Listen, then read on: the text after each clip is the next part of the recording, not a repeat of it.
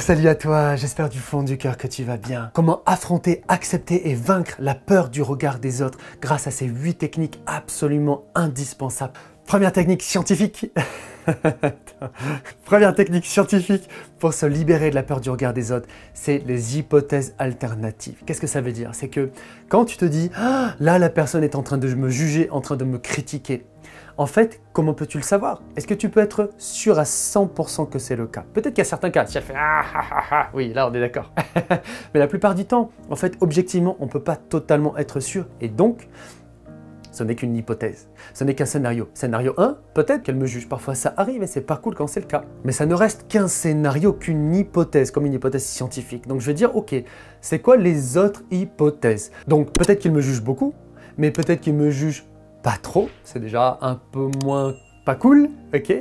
Peut-être qu'il me juge pas, peut-être même qu'il me juge positivement, peut-être même qu'il porte un regard positif, un regard positif, voire même très positif sur moi, tu comprends? Mais qu'est-ce qu'on en sait plein de fois? On s'est fait des films et puis en fait, c'était pas ce qu'on pensait, c'était mieux que ça. Donc quand je suis en situation, je me rappelle que ce n'est qu'une hypothèse quand je me dis ça et peut-être que c'est les autres hypothèses qui sont possibles. Je vais apprendre à plus les envisager et les croire. Deuxième technique très élégante, tu vas voir, pour apprendre à accepter, affronter et vaincre le regard des autres, c'est les autres font caca aussi.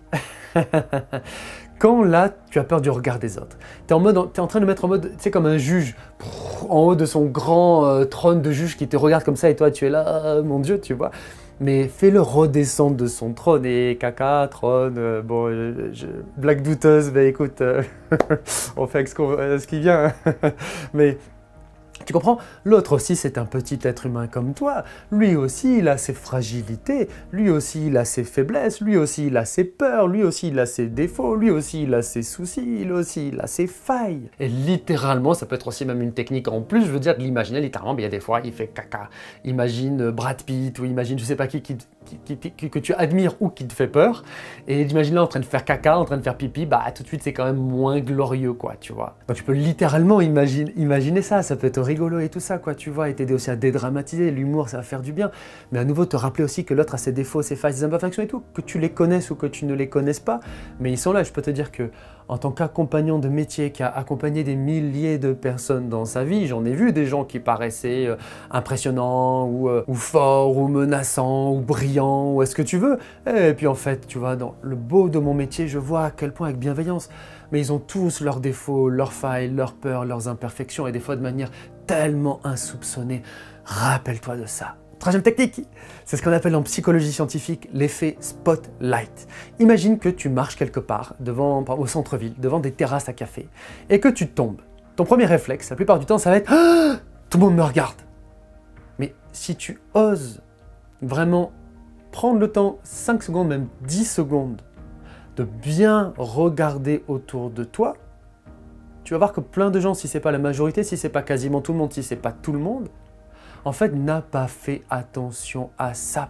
L'effet spotlight, c'est quand on se suraccorde de l'importance. C'est normal. Si là, tu te pinces, bah, tu sens la douleur toi. Tu vois, donc ça te sent. Quand tu te lèves le matin, tu as conscience de toi-même. Tu ouvres les yeux et tu as conscience de toi. Donc notre vie, elle est auto-centrée. Et facilement, on croit que le monde entier est comme ça, que finalement, le monde est autant centré sur nous-mêmes qu'on l'est nous-mêmes. Et c'est complètement faux.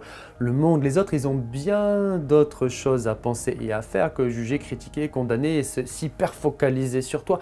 Parfois, il y en a qui le font et qui le font négativement. Mais c'est très très loin d'être le cas. Et dans ces cas-là aussi, c'est très précieux. Tu peux apprendre comment t'affirmer, comment te faire respecter, comment arrêter d'être trop gentil, comment avoir beaucoup plus confiance en toi. Va avoir, une fois que tu as regardé cette vidéo en entier avec tout ce qu'il y a de précieux, va avoir tout ça, ça va t'aider à fond aussi à compléter ce qu'on fait là. Donc en situation, rappelle-toi l'effet spotlight, l'effet où ça nous fait la lumière, c'est pouf, qui va sur moi. Et en fait que ce n'est pas vrai, ce n'est pas la réalité. Les gens ont bien d'autres choses à penser, d'autres problèmes, d'autres buts, etc. dans leur propre vie à eux. Quatrième technique très précieuse, elle aussi. Quatrième technique très précieuse, elle aussi, pour te libérer de la peur du regard des autres, te libérer du jugement, c'est de te dire que tu n'es pas un livre ouvert. Quand on a peur du regard des autres, quand on a peur d'être jugé, critiqué et tout ça, quand on se sent inhibé, timide, je peux enlever cette main et quand ça... J'ai envie de rigoler aujourd'hui. Et que quand on se sent timide, tu vois, eh ben, on croit trop en fait implicitement comme si les autres pouvaient savoir ce qui se passe en nous et qu'ils pouvaient voir aussi qu'on était mal à l'aise. Et Parfois, dans une certaine mesure, et c'est pas si grave. On dédramatise encore beaucoup plus tout ça dans la vidéo. Comment ne plus être timide et vaincre sa timidité, va la voir après. Mais les autres ne peuvent pas lire en toi comme un livre ouvert. Par exemple, si là maintenant tu te pinces, est-ce que quelqu'un peut sentir cette douleur? Si là maintenant tu as chaud, est-ce que quelqu'un peut sentir cette chaleur à ta place? Éventuellement, quelqu'un peut voir que tu as chaud si tu es tout rouge et que tu dégouline, on est d'accord, tu vois, mais la personne n'accède pas à ces informations. Imagine, là maintenant, pense à ce que tu as mangé ce matin ou pense à ton plat préféré. Si tu es avec des gens et que tu penses à ce que tu as mangé ce matin ou que tu penses à ton plat préféré, est-ce que est-ce que les autres peuvent accéder à ces informations? Non. Même que toi aussi, quand tu marches dans une foule ou quelque part où il y a des gens que tu croises quelqu'un, est-ce qu'ils sont pleinement des livres ouverts pour toi en mode professeur Charles Xavier, télépathie suprême et tu peux tout savoir d'eux? Mais bien sûr que non. Tu n'as pas accès à ça en fait, tu n'as pas accès à grand chose. Et combien de fois dans notre vie, même avec des gens parfois qu'on connaît très bien et très proches, est-ce qu'on est surpris? En fait, je ne savais pas que tu vivais ça en ce moment. Je ne savais pas que tu avais telle peur. Je ne savais pas que tu avais tel défaut. J'imaginais pas que tu avais vécu telle chose. Je ne savais pas que tu voulais faire tel truc au futur. Il y a plein de fois où, en bien ou en mal, on est surpris par ceux qui nous entourent parce qu'on ne lit pas en eux comme des livres ouverts. Et c'est pareil. Rassure-toi, en fait, il y a cette distance de liberté et de sécurité. L'autre accède à très peu d'informations sur ce que tu penses et sur ce que tu ressens. Rappelle-toi que tu es beaucoup plus libre que tu le penses. Quand je bosse ça avec des gens en accompagnement, j'aime dire ça. Pour rigoler, pas, tu le fais pas méchamment, mais la prochaine fois que tu vois quelqu'un qui tu dis bonjour, tu fais un grand sourire et en même temps dans ta tête tu penses va bien te faire voir, va bien te faire voir. Est-ce que la personne elle va dire je vois que tu fais double jeu, je sens que tu penses ça sur moi, qu'est-ce qui se passe et pourquoi, comment? La personne ne va rien capter du tout. Les gens ne captent pas, donc sois sincère, droit, authentique et tout ça. Mais je t'assure, fais le test, fais ce genre de test-là et ça va vraiment te faire du bien. Cinquième technique pour se libérer de la peur du regard des autres, c'est l'erreur de télépathie. J'adore vous la transmettre à chaque fois qu'on travaille ça ensemble. C'est une erreur de pensée, de logique qui est reconnue et connue dans la psychologie scientifique que j'applique à fond avec plein de personnes. C'est faire comme si on était capable de savoir ce que l'autre pense. C'est-à-dire l'autre me regarde ou me regarde potentiellement, j'ai peur qu'il me juge, mais en fait, qu'est-ce que j'en sais objectivement? Est-ce que je peux être sûr à 100% qu'il me juge? Et en fait, la plupart du temps, la quasi-totalité du temps, ce n'est pas le cas. Sauf s'il me court après en me jetant des tomates pourries, en me disant « Haha, t'as vu, t'es machin, tes trucs ». Bon là, ok, c'est un peu explicite. Mais comme la quasi-totalité du temps, c'est quand même pas comme ça que ça se passe, même s'il y a des gens négatifs, et courage à toi, je suis avec toi du fond du cœur. Regarde tout ce que je fais pour t'aider, ça va t'aider à fond à avancer dans ta vie.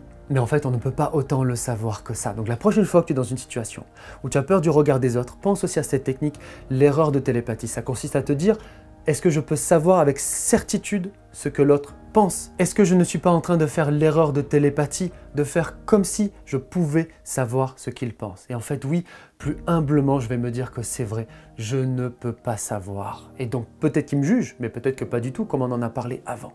Sixième technique aussi de psychologie scientifique qui est très importante pour se libérer du jugement des autres, c'est l'inversion des rôles. Imagine, par exemple, si toi, tu rencontres des gens à une soirée, imaginons ça. Et que là, tu es mal à l'aise. D'accord. Tu peux avoir peur que les gens te jugent, te critiquent, et même qu'ils voient que tu es mal à l'aise et qu'ils te jugent et qu'ils te critiquent de ça. Ok. Mais imagine, si à ce moment-là, juste dans l'imaginaire, mais si toi, ça allait, tu te sentais bien, et que tu voyais une personne qui, elle, se sent timide, qui, elle, se sent inhibée, qui, elle, a peur du regard des autres, qui, elle, a peur que les autres la jugent, et qui a peur notamment que toi, tu la juges. Ma question, c'est, comment est-ce que toi, tu vas voir cette personne? Est-ce que tu vas vraiment la juger? Est-ce que tu vas vraiment la critiquer? Est-ce que tu vas vraiment la rabaisser? Est-ce que tu vas vraiment vouloir lui faire du mal? J'espère que non. Si tu as, et j'espère que c'est le cas, je pense que c'est le cas, des belles valeurs, tu vas pas avoir un regard de jugement et de critique et négatif envers elle. Et aussi, si tu vois qu'elle est mal à l'aise, si tu vois qu'elle est timide, tu vas pas non plus la juger, la critiquer de ça. Ça change rien que tu peux voir aussi ses beautés, ses qualités, etc. Et que tu peux avoir envie de mieux connaître cette personne. Et que même en allant plus loin, tu peux avoir de la compassion, de la bienveillance pour elle en te disant, bah, je suis embêté pour elle, je vois qu'elle est pas à l'aise et tout ça. Qu'elle n'est pas à l'aise et tout ça, et ça me contrarie pour elle, ça m'embête pour elle, je voudrais même qu'elle soit mieux, je lui souhaite d'être heureuse, je lui souhaite de se libérer de ça, peut-être même que je vais vouloir la mettre encore plus à l'aise. Tu comprends? Normalement, j'imagine que tu dois raisonner comme ça, et il le faut. Et pourquoi toi fonctionnerais-tu comme ça? Pourquoi toi est-ce que tu porterais ce regard pas négatif, pas jugeant? Pourquoi même est-ce qu'il serait bienveillant ce regard? Et pourquoi, nom de Dieu, tous les autres te jugeraient, te critiqueraient? Tu comprends? À nouveau, il y a des gens jugeants et critiquants, mais la plupart des autres êtres humains, ils sont pas comme ça en fait. ils sont pas méchants. Ils ne sont pas négatifs comme ça, je peux te le dire, je connais tout ça. Et donc, tu comprends, il n'y a pas moi qui ne juge pas les autres et tout le reste du monde qui est méchant qui va juger les autres. Ben non, toi, tu fais partie des autres pour moi.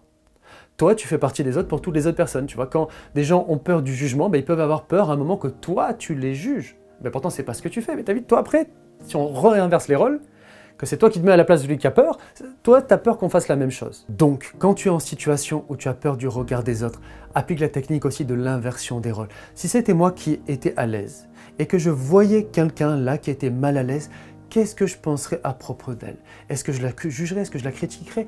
Ou non? Ah ben non en fait, d'accord, ben, si moi je ferais pas ça, ben, du coup il y a d'autant plus de chances que les autres non plus ne le font pas. Et ça me fait du bien. Sixième technique capitale pour vaincre la peur du regard des autres, c'est, on appelle en psychologie scientifique, les stratégies d'exposition. Le grand problème, je dis toujours avec toutes les peurs, le problème numéro 1, le seul en fait, c'est que quand j'ai peur, j'évite ce qui me fait peur. Si j'ai peur du regard des autres, j'évite d'être sous le regard des autres, en tout cas le plus que je le peux. Pas vrai? Est-ce qu'on est d'accord avec ça? Et la meilleure technique au monde entier, c'est psychologie scientifique, c'est du béton. J'ai fait ça avec des milliers de personnes sur peur, phobie, angoisse, traumatisme, tout ce que tu veux comme peur. C'est de s'exposer. Si tu as trop peur de quelque chose, c'est que tu ne t'y confrontes pas assez. Donc d'une manière générale, pense à la technique d'exposition. Après tout ça, quand on bosse ça ensemble, c'est extrêmement précis, etc. quoi, tu vois.